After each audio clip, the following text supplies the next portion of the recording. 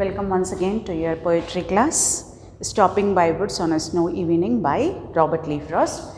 If you remember in the first stanza what we have studied, like he was stopping in front of the woods and he was very captivated by the, you can say fascinated by the attraction or by how the woods were looking so nice, the trees when they were covered with the snow, and he was thinking that the owner would not see me, and in his absence I am standing and I am looking at his woods, even though it is not correct, but I could not control myself, that's why I am looking into that. He was justifying himself, is giving explanation to himself, but he could not move from that place because he got so captivated. Now the second stanza is, my little horse must think it queer. Queer means strange. As I said, he was riding a horse. So the horse, he stopped the horse, and the horse was actually thinking it's maybe strange that to stop without a farmhouse near. Why my owner or why my rider is stopping at this place where there is no farmhouse? Maybe my horse was thinking in such a way. Between the woods and frozen lake. Between the woods, between the forest and a frozen lake. Frozen lake means the water it completely frozen, and you can see one layer of ice on the water. That was looking so awesome to him that he stood there and he stopped his horse to watch the beauty of the nature. But he was thinking that my horse was getting a little bit strange feelings, that why my rider is stopped here where is no farmhouse, only the woods, only the trees and the frozen lake. The darkest evening of the year. It was looking very dark when you can go to the snowy areas or to the places where the rainfall would be more. You find the evening comes very fast and can turn into night very easily. That means it looks very dark because of the absence of the sun rays. Here also the same thing, and he was feeling that this was the darkest night. Now the third stanza. He gives his harness bells a shake. Harness bells. The bells which being tied in the neck of the horse, he started giving one of the, and the harness, the strips or the strap on that, they can sit and control that with the belt and all. So he said that my horse moving his head in such a way that the bell was ringing, his harness bell was continuously ringing, because he was surprised that rider has stopped, so he was giving harness bell and he was shaking to ask if this is some mistake. Ask if there is a mistake. Is asking that if there is a mistake, why my rider stopped me over here, why he has given this chance for me to stop here. Here in the next line, the only other sounds the sweep. The only other sounds are the sweep of easy wind. Here from here to here it is a continuation. There is a sounds the sweep of easy wind. That means only two sounds were there, the harness bells and the sound of the sweep of wind. Sweep means slowly moving of the wind. So what are these two sounds? One is the harness bell and the other is the sweep of easy wind. These two sounds were there which were giving the downy flake, the flakes. Flakes means as I said earlier, the snowflakes. The soft parts of the snows which are falling onto the trees and all, they won't make a noise, only air can make a noise. So these two sounds were there, the harness bell of the horse. You can imagine about such a, like the complete, it was going to be dark and no other sounds. It's such a peaceful solace is there, and in that the horse is giving the bell, only they are getting the sound of the sweep of easy wind. That means slowly the wind is going, and the downy flake, the flakes which are falling on the trees or on the ground.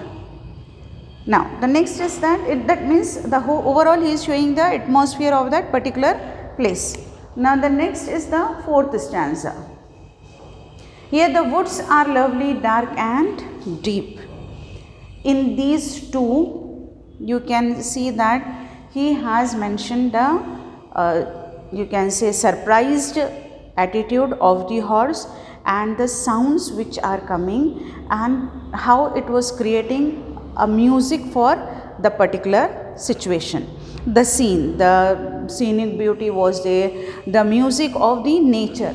The sweep of easy wind is a music. The downy flake, the flake which are falling down, also according to the poet giving a light sound. And the most important is the harness bell of the horse, which are giving variety of the sounds, and it is creating a music. The scene is there and the music is there. So obviously the poet got so enchanted, charmed, that he could not move from that place. The same situations can arise in our life where we get enchanted, where we get attracted, but we could not move from the place. He is saying the next last stanza, the woods are lovely, dark and deep. Here he is clearly mentioning they are very beautiful. The trees are lovely, dark and deep. They are looking too good to the eyes, too satisfying for the eyes. But from here it starts his ambition, the determination.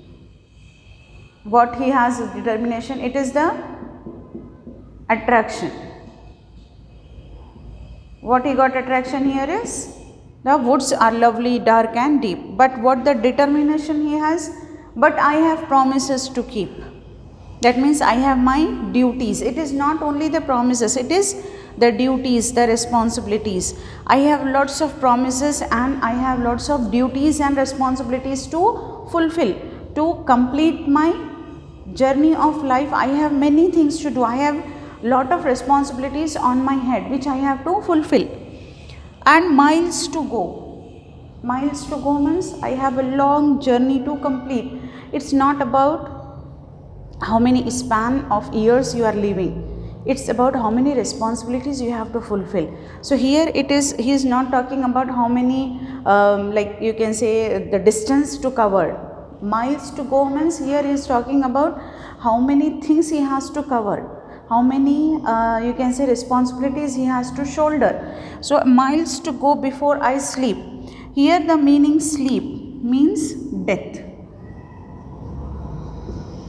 Death is the meaning for sleep. That means I have lots of responsibilities and I have lots of duties. Before I die, I have to fulfill them. So even though this is the most attractive thing for me, I want to stay here, I want to spend the rest of my life here, but I could not because I have certain things to do.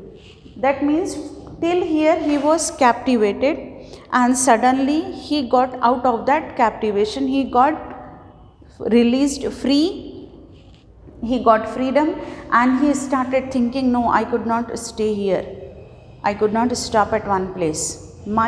I have the promises, I have the duties, responsibilities, relations, many things are there which I have to complete before I die. Many you can say promises, many duties I have to fulfill before I can go for death. That means before the death calls me. Here it is the whole journey of life, where you get attracted, where you get stopped, you get distracted. You can take a little bit rest in the life, but don't lose your ambition, don't lose your aim. You must have to reach to the destination, you must have to reach to the whatever your aim is. If you are stopping in between, what does it mean? You are forgetting your responsibilities, you are not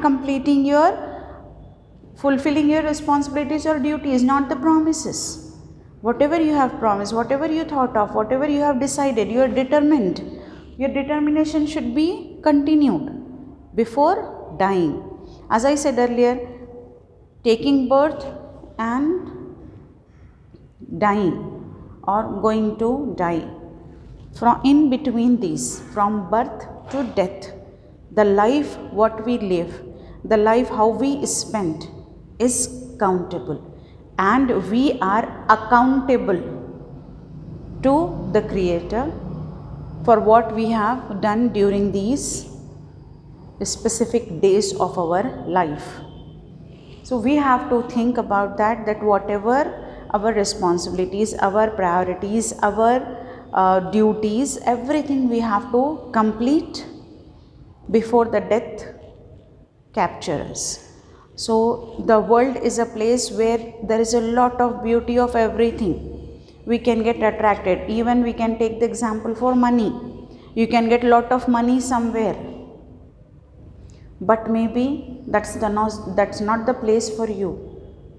Maybe in that your responsibilities, your duties and your promises you are forgetting all those. You are just going to get more money, but maybe you are not getting your responsibilities done. So what you have to do? You have to think. You have to stop. You have to think. You have to realize whether am I doing right? Whether is it correct? Am I completing or fulfilling my duties? If you are getting an answer no from your judge inside, your conscience, it's better to quit. It's better to leave the job, leave the place and then start once again, because you have to continue your journey of life and you have to fulfill whatever the promises you have made. I hope you have got the message in this poem. Such a short poem, very few difficult words are there, and I think you have the glossary at the back of that poem, or at the end of the poem you can find all these. Whatever you are not getting, you can get it once by reading out. I hope the explanation is quite clear for you. You can check the meaning, the reading part to be done by you, then only you can able to understand what the actual message he wanted to convey. And with that, this is one of the most important poem from the point of view of examination. So don't take it lightly and don't feel like that okay it is an easy poem, we can learn it out. There's no need to learn, just try to understand. By the time of the examination you can get very well acquainted about the answers and all. So just read once, twice and get the hard words underlined for you. And if any other hard word you find it out, please go and check it out. And in the next class we'll try to continue, or we'll try to start a short story, or we'll go ahead with any other matter. By the time, take care, have a nice day.